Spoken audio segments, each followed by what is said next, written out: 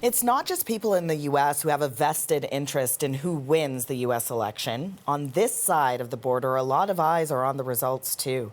My next guest is one of them. Roland Paris is a professor of public and international affairs at the University of Ottawa. He's also a former foreign policy advisor to Prime Minister Justin Trudeau. We've reached him in Ottawa. Thanks for joining us, Professor Paris. Pleasure. I want to get right to it. What is going through your mind as we wait for the final result of this U.S. election? Well, like many Canadians, I'm watching anxiously and hoping for a quick and a clear result from this election. I think we've known all along the potential for a close election and the potential for a period of turbulence in American politics. Nobody would want that. Certainly as a neighbor of the United States, we don't want that. And so, I'm worried, like a lot of Canadians are, and hoping and expecting that Americans will be able to sort this out. Let's talk about that turbulence a little. You've said that Canada will be tested no matter which candidate wins the presidential election, right? So starting with President Donald Trump, what do you think 4 more years under his leadership will mean for the bilateral relationship between Canada and the U.S.? Well, obviously, this has been an extremely difficult period to manage Canada-U.S. relations. I think that the government has figured out a way to manage with Trump in office. For one thing, they don't respond to his many tweets, and they have expanded the network of contacts that Canada has at all levels of the U.S. political system, including within the Trump administration itself. So we've seen a number of cases where things have come up that have been threatening to Canadian interests, whether it's steel and aluminum tariffs or threats to tear up the NAFTA or threats to block the sale of medical masks to Canada, that have been managed. But Trump is unpredictable. He doesn't seem to treat allies any better, really, than he treats some of America's adversaries. And 4 more years of that kind of uncertainty will certainly test Canadian officials. And if Joe Biden wins this election, what are some of the hot button issues that'll need to be addressed with him? Well, I think that overall we'd see an improvement certainly in the tenor of relations, and there are a number of issue areas where Canada and Joe Biden see more eye to eye, including on climate change, for example. But Joe Biden, like Donald Trump, is an economic nationalist. Biden has proposed an economic recovery plan that includes the biggest Buy America proposal in U.S. history. And so there would be some risk of being sideswiped by any new measures that are meant to advantage or privilege American companies and workers. Can you elaborate a little bit on that? Biden's economic policies, right, such as the $2 trillion recovery plan and the Buy American proposal you mentioned. What kind of risk will that pose to Canada? Well, the Buy America initiatives, which are really about making sure that American public money is spent only for purchasing American-made goods or American-supplied services, that's been a risk for Canada, and Canada's managed over time. This is a particularly big proposal, and it seems to have widespread bipartisan support in the United States. So Canada's going to have to continue to do what it's always done, which is to try and negotiate exemptions for Canada. And we've been somewhat successful in the past at doing so. But in other areas, like Biden has talked about securing certain supply chains, whether it's in medical equipment or high-tech products that are effectively aimed at bringing manufacturing jobs back to the United States. And there, Canada needs to be proposing to work together with a Biden administration, which would reduce the risk of us being sideswiped by these measures. Working together, right? That is key. What will Canada have to do, no matter who wins, to collaborate with the U.S.?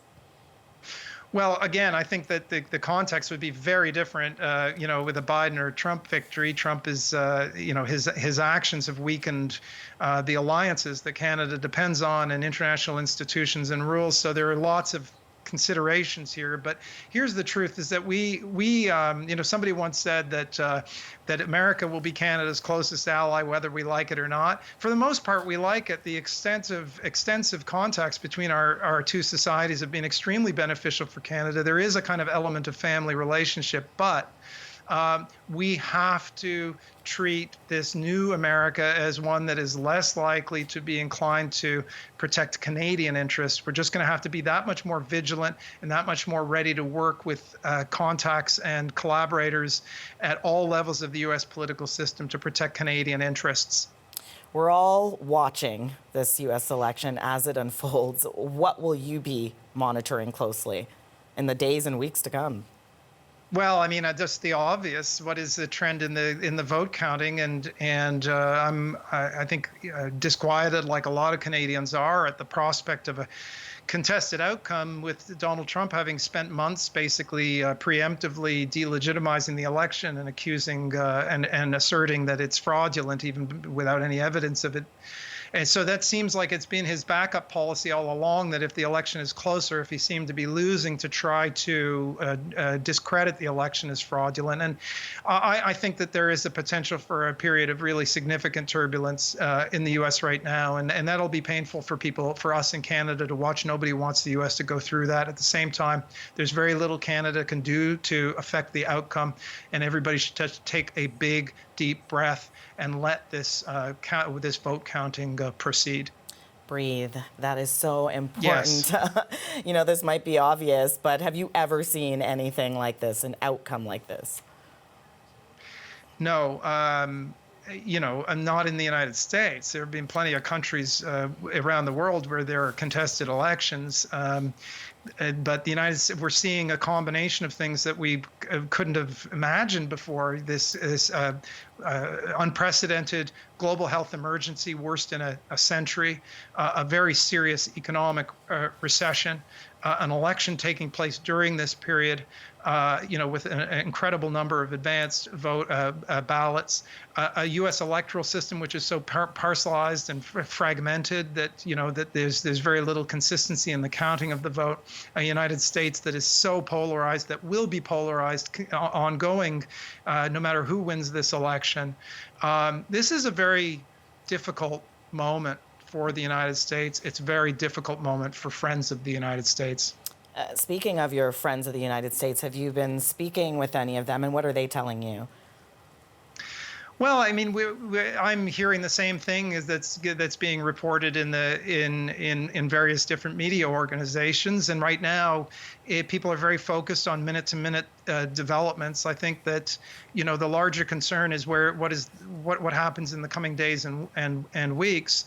But I think that the level of concern has been so elevated in the United States. This has been an election where partisans on both sides have believed that if the other side wins, that the country is in jeopardy. That is a very intense context for any election. I'll tell you something, which is that my daughter attends university in the United States. She's a dual citizen.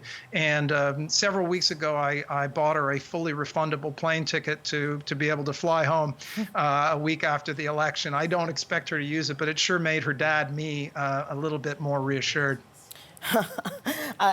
We should talk about that. I mean, the COVID response in the United States. As we know, the borders are closed. What do you think, based on a Biden win or a Trump win, how that would play out?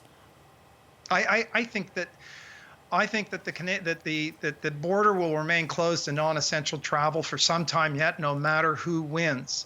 Even if one thinks that one candidate will be better than the other at getting a handle on the pandemic, which is debatable now because the infection is so widespread in the United States.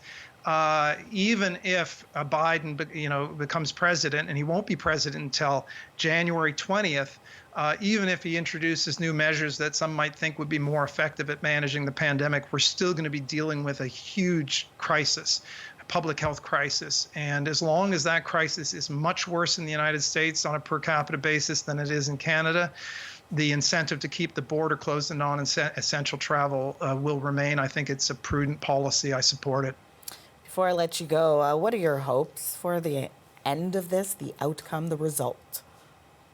Well, I think that the Trump presidency has been extremely damaging to many things that we hold dear, including international stability. And I think 4 more years could be quite damaging to our allies and to the alliances that Canada has relied on. But that said, I think the most important thing right now is that the United States come to a clear conclusion about a legitimate and accepted outcome to this election. Okay, really appreciate it. Pleasure speaking with you.